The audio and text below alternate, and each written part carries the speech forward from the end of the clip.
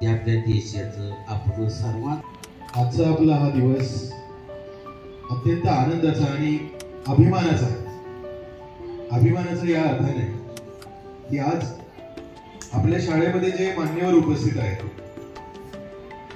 त्यांच्याकडे पाहून तुम्हाला त्यांची एक विशेष ओळख करून द्यावी असं कधीच म्हणजे त्याची गरज वाटत नाही. कारण त्यांचा जो पेहराव आहे, त्यांची जी वर्दी आहे ती देशातल्या अगदी लहान लेकराने लहान मुलानं पाहिली तरी त्याला कळतं की हा आपल्या देशाचा सैनिक आहे. आणि प्रत्येकाची या सैनिकांना पाहून अभिमानाने छाती फुलून येते आणि नकळत आपण त्यांना आपल्या मनातून सलाम करत असतो. तुम्हाला माहिती आपला देश सुजलाम सुफलाम आहे. आपण घोषणा देतो जय जवान. आपल्या शेतातल्या मातीत राबणारा आपला शेतकरी ज्याच्यामुळे शेती पिकते आणि आपण आपला देश सुजलाम सुफलाम होतो. त्यांच्या सोबतच आपल्या देशाची जी माती आहे तिचं संरक्षण करण्याचं काम सैनिक अहोरात्र सीमेवरती करत असतात. आपल्या देशाला परकीयांपासून शत्रूंपासून वाचवतात असंच काम करणारे आणि गेली 14 वर्षापासून भारतीय सेनेमध्ये कार्यरत असणारे सन्माननीय श्री विकास भोसले सर भारतीय सैनिक आज आपल्या शाळेमध्ये उपस्थित आहे. शाळेच्या वतीने मी पुन्हा एकदा त्यांचं हार्दिक आणि मनापासून स्वागत करतो.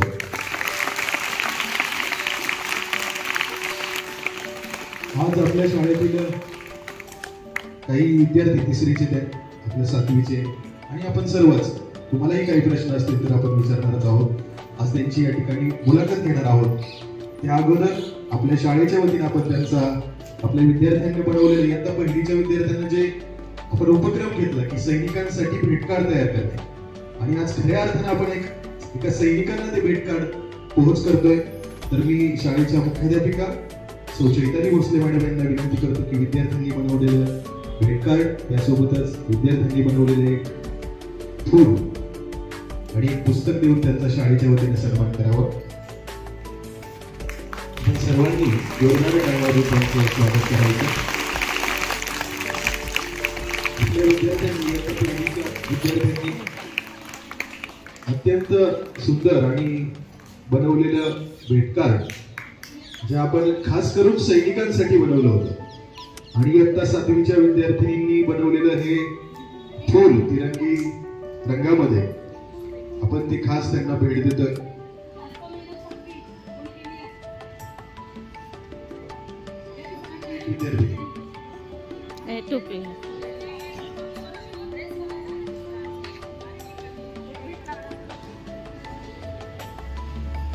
आपली पहिलीतल्या आणि 7वीतल्या या 2 विद्यार्थ्यांच्या हस्ते आपण त्यांचं स्वागत करतो.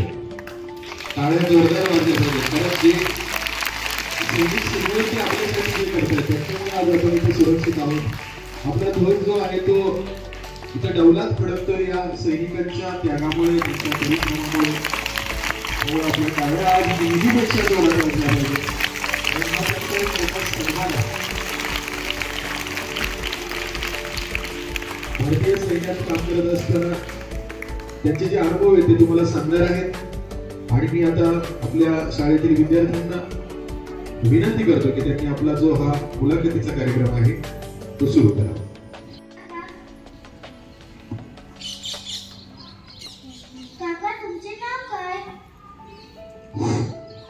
सर्वप्रथम मी जिजामाता स्कूल आणि प्राचार्य भोसले मॅडम आणि माझे वर्ग मैत्री आणि ह्या स्कूलचे शिल्पा मॅडम यांचे धन्यवाद करतो की हर घर प्रेरणा या कार्यक्रमासाठी तुम्ही मला इथे बोलवलं त्याबद्दल मी तुमचा आभारी आहे. आणि माझे नाव HMT विकास भोसले राहणार तारगाव. मी सैन्य दलामध्ये गेले 14 वर्ष नोकरी करत आहे. मी टेक्निकल EME या खात्यामध्ये नोकरी करत आहे. तुमचे लष्करातील पद काय? माझे आता लष्करामध्ये हवालदार मेजर टेक्निशियन या पदावर मी आहे. आपले शिक्षण कुठे झाले? सर्वप्रथम माझे शिक्षण शेतकरी हायस्कूल तारगाव इथे 10वी पर्यंत शिक्षण झाले. नंतर मी 11वी आणि 12वी सायन्स कराडमध्ये HM कॉलेजमध्ये मी शिकलो. नंतर Satara SPS mechanical diploma complete केल्यानंतर मी सैन्य दलामध्ये टेक्निकल खात्यामध्ये भरती झालो.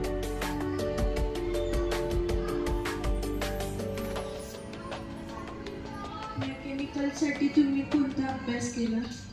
ओके. पद्मनाभ. भारतीय सैन्य दलामध्ये कसं आहे, भरपूर खाते आहेत. म्हणजे जसे की तुमच्या समोर हा सैनिक हा फक्त लढणारा नसतो. सैनिक हा कसा असतो की त्याला सर्व बाजूनी परिपूर्ण करणारा पाहिजे. जसे की त्याला जेवण पण बनवता आलं पाहिजे, त्याला सफाई पण करता आली पाहिजे, त्याला लढता पण आलं पाहिजे, फौजमध्ये रिपेअर सुद्धा करता आलं पाहिजे आणि जे सैनिक आहेत त्यांना मेडिकल फॅसिलिटी पण देता आले पाहिजे.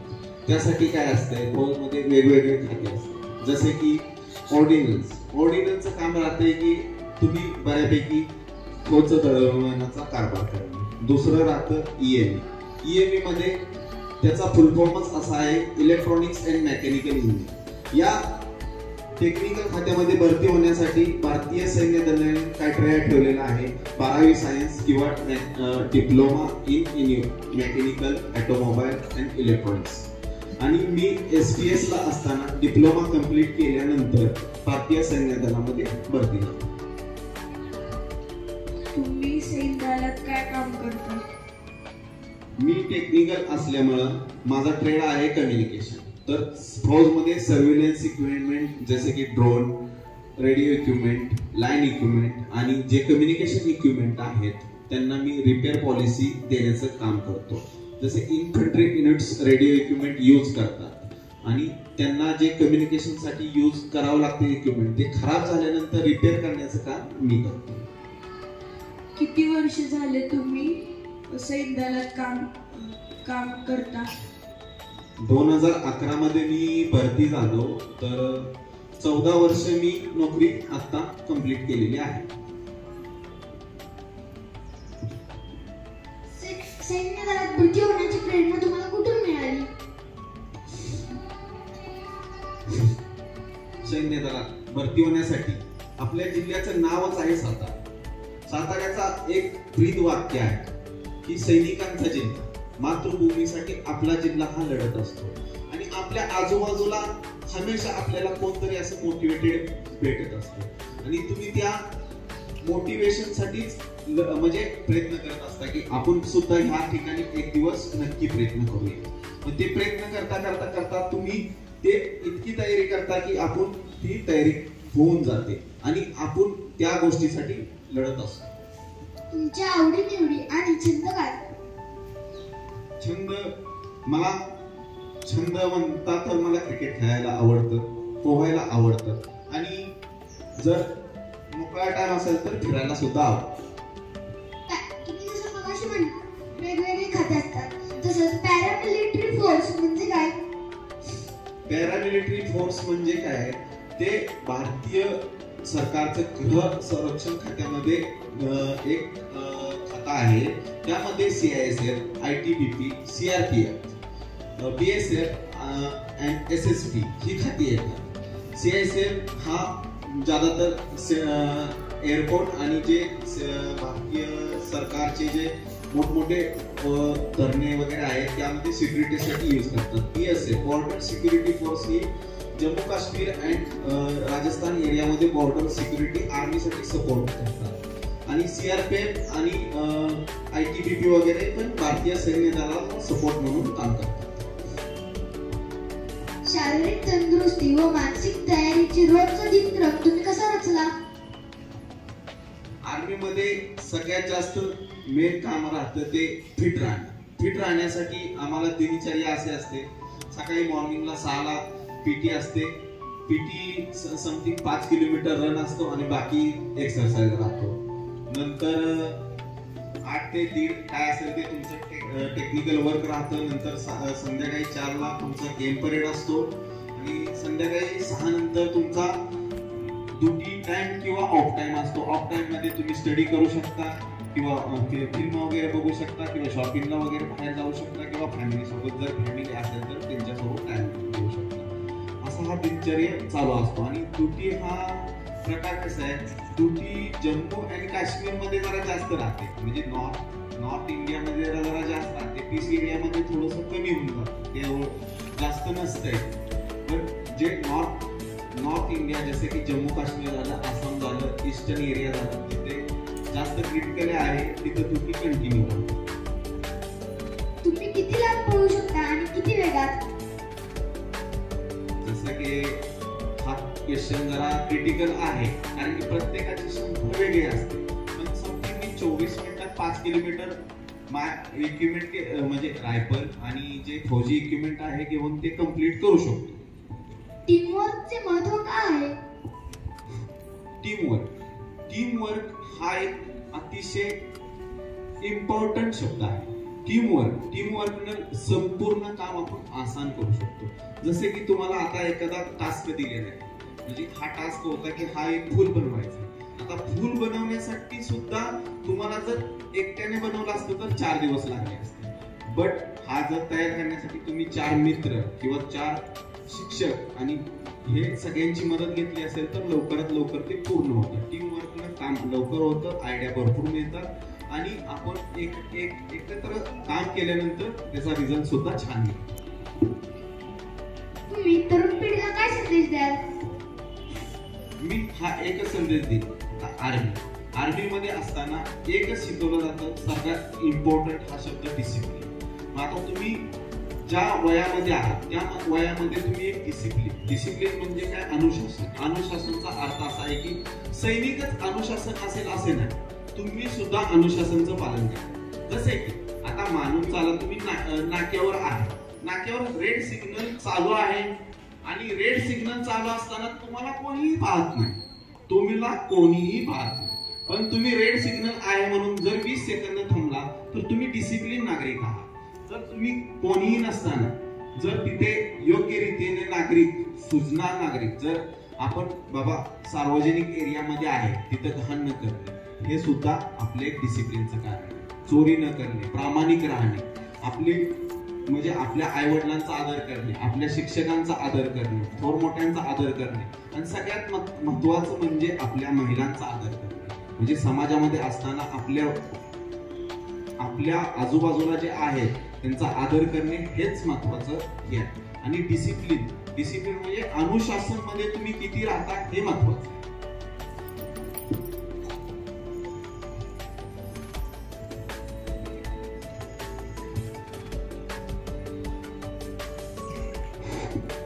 सैन्य दलातील तुमचा विशेष प्रसंग सांगा.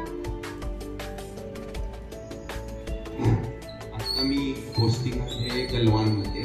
गलवान म्हणजे लेह पासून 350 किलोमीटर नॉर्थ इंडिया, म्हणजे तिथं हमेशा टेम्परेचर असते समथिंग -40 मॅक्झिमम आणि मिनिमम -20 तर राहते आणि दिवसा टेम्परेचर असते -5 आणि त्याच्या वरच, म्हणजे बर्फ वगैरे कंटिन्यू पडत असतो. तर तो एरिया आहे क्रिटिकल म्हणजे कसं की पहाडी एरिया, तिथे आपले ऑक्सिजनची लेवल बिलकुल कमी आहे.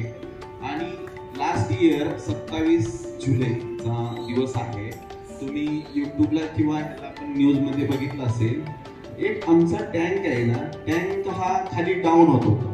तर आमचे टँक खाली डाऊन होत असताना काही एरियामध्ये आम्ही रस्त्याचा वापर न करता हा बऱ्यापैकी म्हणजे नदीचा वापर करतो. तर नदीचा वापर करत असताना 3 टँक पास करणार होतो. 3 टँक पास करत असताना अचानक एक टँक पास झाला आणि दुसरा टँक हा मध्ये फसला.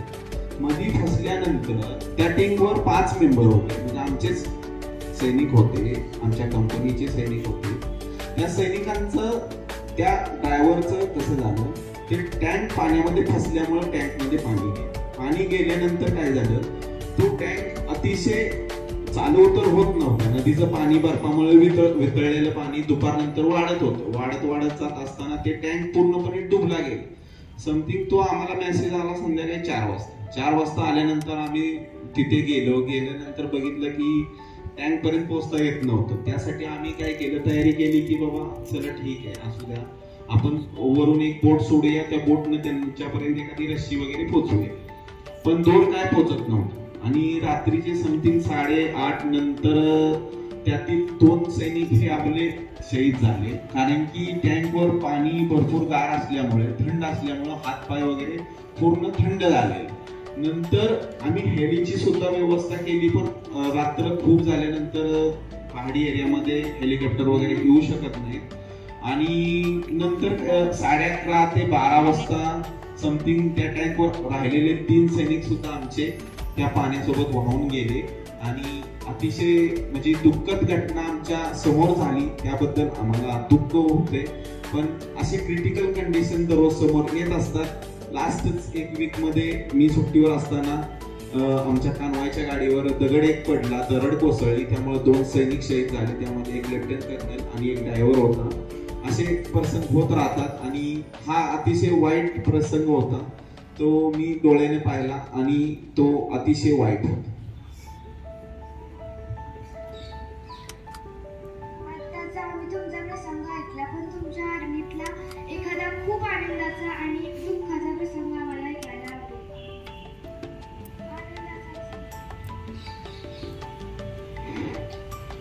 आता दुःखाचे प्रसंग तर होत राहतात, कारण की कंडिशन कसे क्रिटिकलच असते. कंटिन्यू म्हणजे आमचे जीवन म्हणतात ना, ते जरा खडतर म्हणतात, कारण की कंडिशन लोकेशन तशी नसते. कारण की एनी टाइम आपल्याला तयार राहावं लागतं त्या गोष्टीसाठी. सैनिक हा कधीही माघार घेत नाही. तुमच्याकडे एक पॉझिटिव्ह एनर्जी पाहिजे, म्हणजे नो हा आन्सर नाही पाहिजे, हा होईल, होणार. ते कसं होणार, काय होणार, ते सैनिकाला सांगावं लागतं. हा एक महत्वाचा मुद्दा. तो एक महत्वाचा मुद्दा विद्यार्थ्यांनी विचारला की तुमचे हॅपी मोमेंट काही असू शकतात. असं नाही की ते तुम्ही लढाई जिंकला ते सुद्धा हॅपी मोमेंट आहे, किंवा तुम्ही एखादं नॉर्मल गेम जिंकला, आमच्या कंपनीसाठी जिंकला, जसे की आता तुमचं स्कूल आहे, स्कूल अपोजिट स्कूलबद्दल जिंकलं ते सुद्धा मोमेंट आहे. पण सांगायचं तात्पर्य म्हणजे काय, आता जी लढाई झाली त्यामध्ये बऱ्यापैकी आपण सिंधूरमध्ये तुम्ही न्यूजमध्ये पण पाहिलं असेल, 3-4 दिवसामध्ये आपण सैनिकांनी भरपूर प्रयत्न केले आणि लढाई जिंकली. हा आनंदाची क्षण येत राहतात. प्रेक्षकांमधून कुणाला एखादा वेगळा प्रश्न विचारायचा?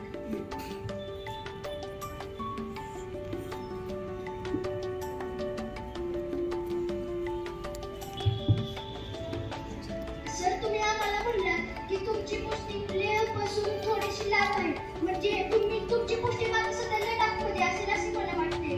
पण तुमची पोस्टिंग ही का पहिल्यापासूनच लडाखमध्ये होते का ते दुसऱ्या राज्यात होती? माझी पोस्टिंग आता 1.5 ते 2 वर्ष झालं लेह आणि लडाख या एरियामध्ये आहे. मी पहिली पोस्टिंग नागालँड म्हणजे दिमापूर, तो ईस्टर्न एरिया आहे पूर्णपणे. आपला ईस्टर्न एरियामध्ये 7 स्टेट येतात, त्या एरियामध्ये मी होतो. तिथे पण नक्षली वगैरे भरपूर असतात, त्या एरियामध्ये होतो. नंतर मी मेरठ म्हणजे उत्तर प्रदेशमध्ये मेरठ म्हणून एक जिल्हा आहे, तिथे मी 5 वर्ष होतो. नंतर जोशीमठ म्हणजे केदारनाथ बद्रीनाथच्या शेजारी जे जोशीमठ म्हणून एक हायल्टिट्यूड एरिया आहे, तिथे समथिंग 4 ते 5 हजार फूट हाईट आहे, त्या एरियामध्ये होतो. आणि आता मी डिप्लोमा कम्प्लीट फौजमध्ये एक मेकॅनिकल डिप्लोमा कम्प्लीट केल्यानंतर मी आता लेह लडाखमध्ये पोस्टेड आहे. अजून कोणाला राहिलेला प्रश्न, मला एखादी शंका?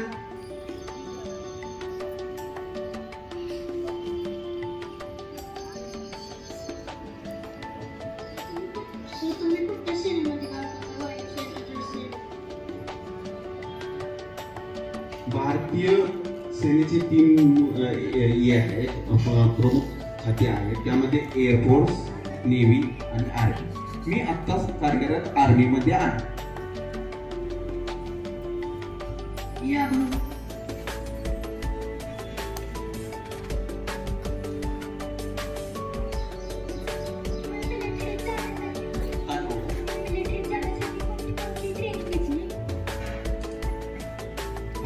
मिलिटरी जाण्यासाठी ट्रेनिंग हा विषय तसा नाही. आपली फिजिकली ऍक्टिव्हिटी जर स्ट्रॉंग असेल, जसे की तुम्ही कमी वेळेत म्हणण्यापेक्षा एक लिमिटेड एक टायमिंग शेड्यूल असतं. ट्रेनिंगसाठी तुम्ही सकाळी लवकर उठून तयार करू शकता.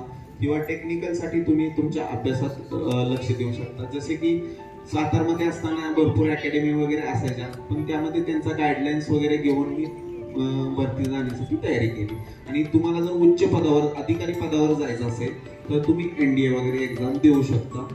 11वी-12वी नंतर एक्झाम देऊन तुम्ही हे क्रॅक करू शकता.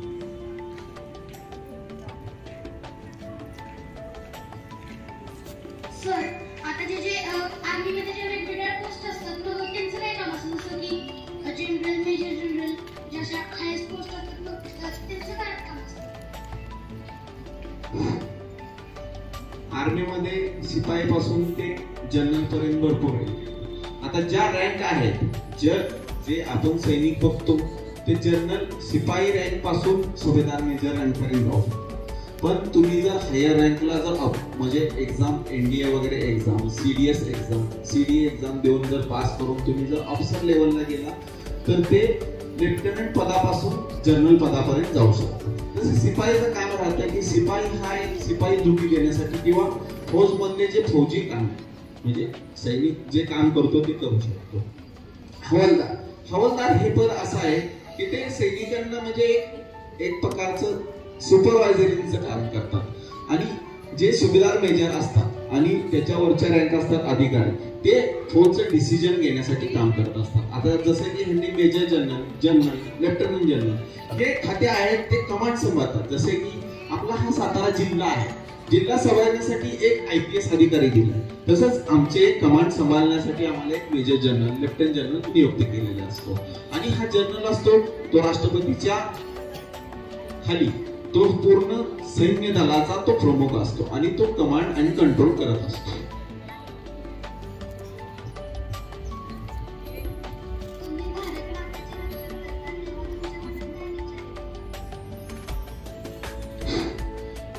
आपण भारत मातेचं रक्षण हा सैनिक नसतो, सर्व करत असतात. जसे की पोलीस सुद्धा करत असतात, शिक्षक सुद्धा ते तिथपर्यंत पोहोचवतात. म्हणजे शिक्षक सुद्धा म्हणजे आपल्या विद्यार्थ्यांना शिकवून चांगलं शिक्षण देऊन तिथपर्यंत पोहोचवतात. पण सैनिक हा कसा आहे, सैनिक हा वेगळ्या दृष्टीने विचार केला तर सैनिक हा फक्त लढण्यासाठी तयार झालेला असतो. तो फक्त भारत मातेचं रक्षण तर करतच असतो. याचबरोबर आमच्यामध्ये एक विचार येतो की आपले जे पाठीमागे जे नागरिक आहेत ते सुरक्षित असावे. पण नागरिकांना मी एकच संदेश देतो की तुम्ही प्रामाणिक राहा आणि सर्वांना मदत करत राहा.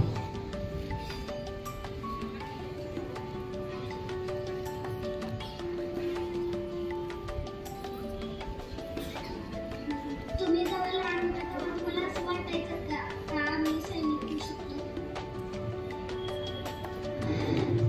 हा अतिशय सुंदर प्रश्न आहे.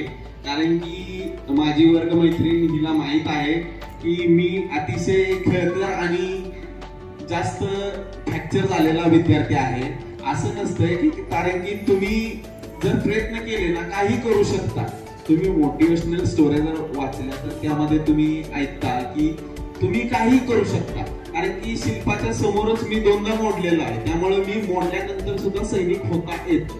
म्हणजे तुम्ही फिजिकल ऍक्टिव्हिटी जर चांगल्या केल्या आणि त्यावेळी मला तर वाटलं नव्हतं की मी सैनिक होईल, पण नंतर मोटिवेशन आणि तुम्ही तिथे जाण्याची जर तुमची जिद्द असेल तर तुम्ही नक्की होऊ शकता, काही होऊ शकता. तुम्ही जिद्द ठेवली पाहिजे. जसे तुम्ही मगाशी सांगितले तुम्ही जिंदा शिका, तसंच तुमचं लढण्याचं टाइम कधी असतं? अरे फौजमध्ये लढाई हा कधी नसते, शक्यतो नसते. कारण की विषय असा असतो लढण्यासाठी कोणतरी दुश्मन हवा असतो. जर दुश्मन हे तयार होत नाही ते कधीही लढाई हा सांगून येत नाही.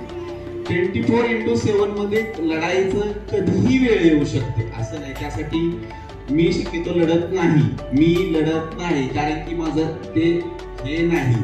मी टेक्निकल मध्ये असल्यामध्ये मी सपोर्ट देतो त्यांना.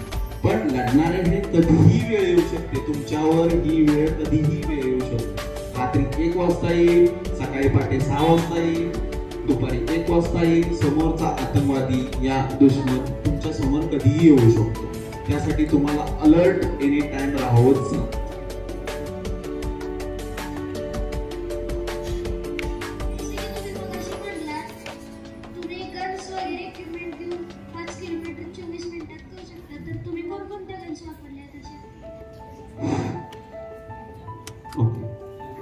अतिशय सुंदर प्रश्न आहे. फौजमध्ये भरपूर प्रकारच्या रायफल्स आणि आर्टिकल्स आणि रणगाड्या असतात. त्यामध्ये मी बऱ्यापैकी इन्सास इंडियन स्मॉल आर्म्स सिस्टीम आणि कार्बन मशीन या 2 गन आणि LMG ही 3री गन 3 गनवरच फायरिंग केलेलं आहे. बाकी गन्स मी वापरलेले नाहीत. त्या बऱ्यापैकी इन्फंट्री युनिट्सला इश्यू होतात आणि ते वापरतात. जास्तीत जास्त AK-47 वगैरे वापरतात. भारतीय सैन्यामध्ये आत्ताच नवीन एक AK-203 ही रायफल आलेली आहे आणि रणगाड्या वगैरे भरपूर आहेत आणि गन्स वगैरे पण भरपूर आहेत.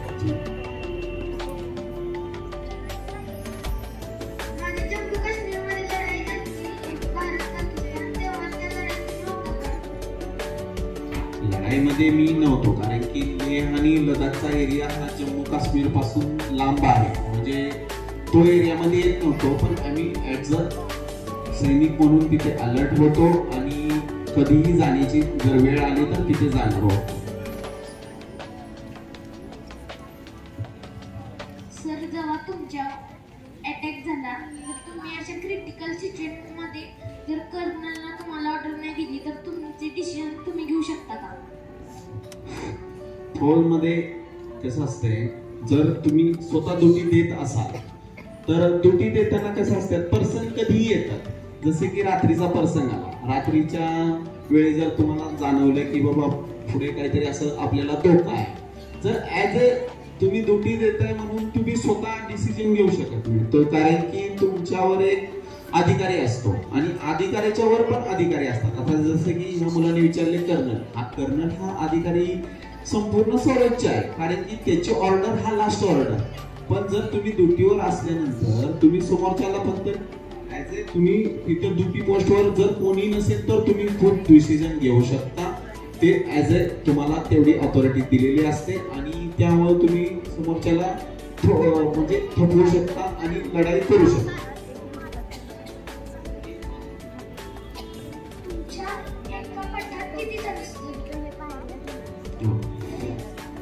फौजचं कॉम्बिनेशन जरा क्रिटिकल असते. जसे की एक प्लाटून मध्ये 3 सेक्शन राहतात. एका सेक्शन मध्ये 10 जवान, एका प्लाटून मध्ये 30 जवान, एका कंपनीमध्ये 90 आणि बटालियन मध्ये 400 ते 500 जवान पोस्टेड असतात. त्यामध्ये अधिकारी 60-70 असतील, बाकी हवालदार आणि GCO रँक 100 आहेत आणि बाकी जवान रँक हे असतात. म्हणजे फौजचं स्ट्रक्चर हे छोट्या लेवल पासून बड्या लेवल पर्यंत असतं. आणि एक बटालियन किंवा एक ब्रिगेड हा एक कर्नल सांभाळतो, ब्रिगेडियर हा ब्रिगेड सांभाळतो आणि बऱ्यापैकी तुम्ही थोड्या वेळापूर्वी विचारलं लेफ्टनंट जनरल आणि जनरल ते कमांड लेवलला ते अधिकारी असतात.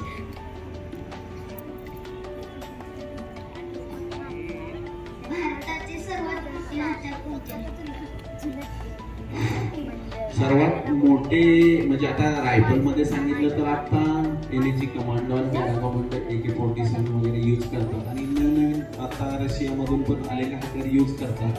पण बऱ्यापैकी मी जे बघितलंय ते तुमचे पोपर्स गन्स वगैरे आहेत जे म्हणजे रोखू शकतात. आणि आता आहे तो जमाना AIचा आहे, आर्टिफिशियल इंटेलिजन्स. कारण की समोर लढाई कमी झालेली आहे. आणि दुसरा मुद्दा आहे तो सायबर सिक्युरिटी. म्हणजे सायबर हल्ले जास्त झालेत. म्हणजे इंटरनेटवरून वगैरे माहिती गोळा करणे, ड्रोन हल्ले करणे, या गोष्टी आता जास्त होतात. आता आपल्या विद्यार्थ्यांमधून हा एक शेवटचा प्रश्न येत आहे.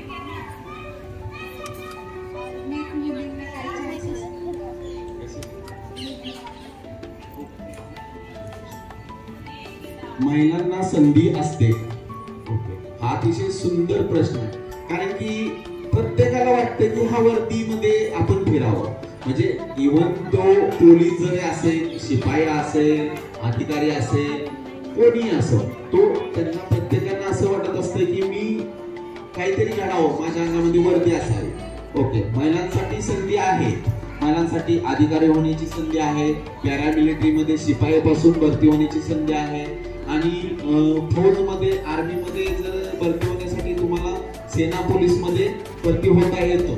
11वी-12वी नंतर तुम्ही शिपाई पदावर भरती होऊ शकता किंवा ग्रॅज्युएशन नंतर किंवा 11वी-12वी नंतर NDA मध्ये तुम्ही भरती होऊ शकता. आणि पॅरामिलिटरीमध्ये सुद्धा तुम्ही शिपाई या पदावर भरती होऊ शकता.